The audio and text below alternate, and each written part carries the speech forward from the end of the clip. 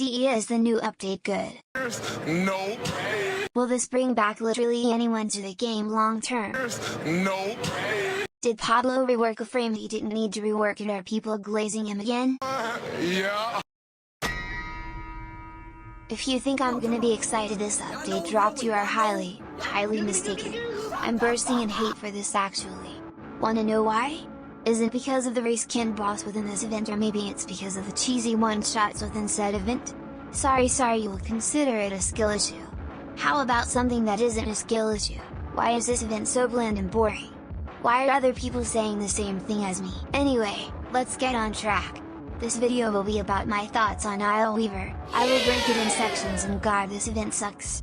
I can't wait to make fun of this event and update some more. Let's truly start the video with the most obvious, shitty thing within this update, Operation Equal. But midirstormcat, we get free arcanes, and a totally better game mode over Durviri. Yeah, for the arcanes, but they aren't even trying anymore. They could have added the Durviri arcanes, but I guess it'd be too much grinding in Rebecca's words, right?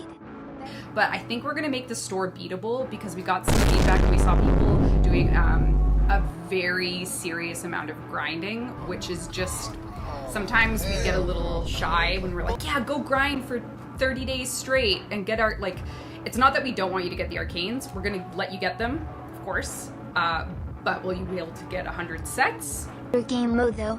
No. Let's be so honest with ourselves, nothing about this new node is new. First of all, they're still making the said new game mode basically the same game mode. The start is literally limited to some of the most boring stages within Durviri, while being dreadfully boring. The only change within all these are all the enemies, which would have been Drax folk, but they're gone now because, oh boy, the scary man in the wall infiltrated the worst open world spot in the game. Honestly, I would not care if that rat burned. Anyway, there's like one new enemy, and somehow that's all they could have added to the Murmur faction, which I mean. The new enemy does look cool, but it doesn't change how lacking it is already. After the first few runs you'll literally find the event either stupidly brain-numbing to the point, you need to add other stuff to try and make this fun. Or, you'll just run it a few more times and then just get off. Until the event finally ends. For the literal game mode though, it's once again the same thing as base Durviri. The same uninteresting loop other than 2 guaranteed bosses, which again are full of damage attenuation. Now you might wonder what this feature is, and well, damage attenuation is basically just huge damage reduction for bosses. This boss is full of damage attenuation, and weapons that would normally do insane amounts of damage, is heavily reduced. For example, my awesome Dakra Prime, which on a heavy attack does a lot of damage normally and one-shots a majority of enemies. When we add DA to the equation, this same attack that would normally kill something like them with the same health pool, they will instead take a significantly smaller amount of damage, like 4,000 or just a negligible amount of damage. Obviously it's there so people don't shit on bosses within a few seconds, but they overtune both of the bosses to have an excessive amount of this said mechanic, which makes farming the boss extremely time consuming and stupidly inefficient. To make this even worse, the Steel Path version drops the most loot, and since SP Durviri is so bad and this game mode is literally just Durviri, they both have the same trash issues. Already we are off to a wonderful start. Haha. Anyway, the scenery of this game mode is also extremely bland too. Just Durviri with a slight red tinge to it with a bunch of grey. Dogshit design Rebecca greenlit, by the way. Bravo Rebecca! We should all glaze a DE team. Just kidding, we won't do that here. Anyway, let's just see how the bosses are. Oraxia is actually not that bad of a fight, she's cool. Other than the abysmal spiders, which basically one-shot you even if you have an insane amount of anything that would help you survive, though at least she's cool and isn't too boring. However, they really should have just ended the mission then and there. There was literally no reason for this to be extended after her.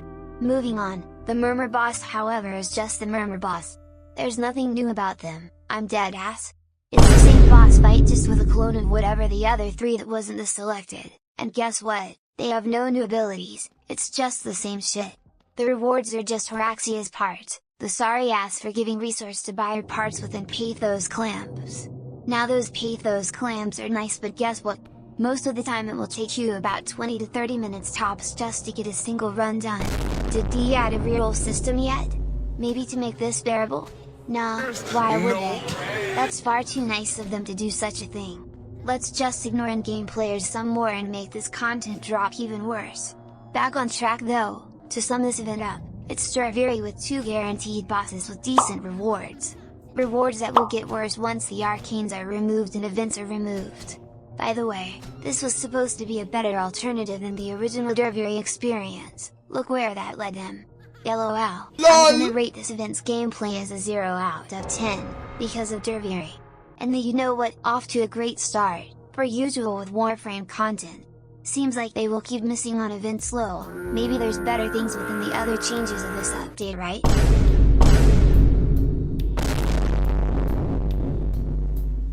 Goddamn, there's nothing nice in it, other than my queen and my sweetie Citrine getting something good.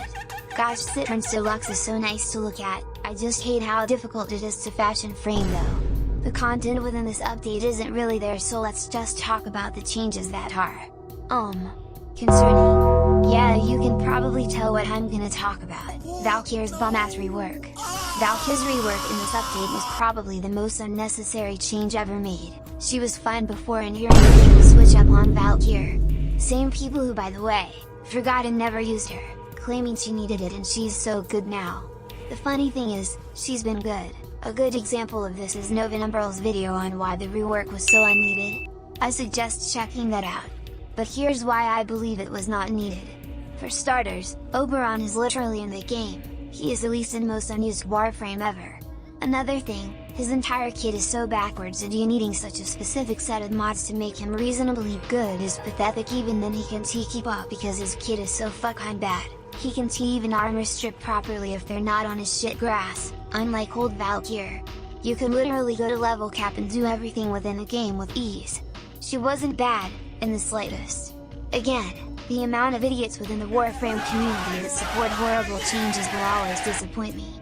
Also, people crying about her being able to trigger her invulnerability with barely any effort, but being fine with Dante, Revenant, and any frame that can spam braindead invulnerability abilities with little to no cost are genuinely pathetic. Nobody says anything or bothers to rework these broke, busted ass warframes to make them balanced just slightly, ever. And when they just do something, nothing changed. Anyway, how does this lead back up to the Valkyrie rework? It's based off of some irrational bullshit which ruined Valkyrie and made her lose the only unique thing about her, while not fixing her true issues, which was in her survivability. By the way, her force still has the same awkward problems, her force combo being dog shit to use normally and still keeping in the invulnerability spam that other frames still have. Another shit change I'd like to talk about, since the content within this update is so lacking, are the arbitration changes. Honestly, this part will be short, but this change shouldn't have happened.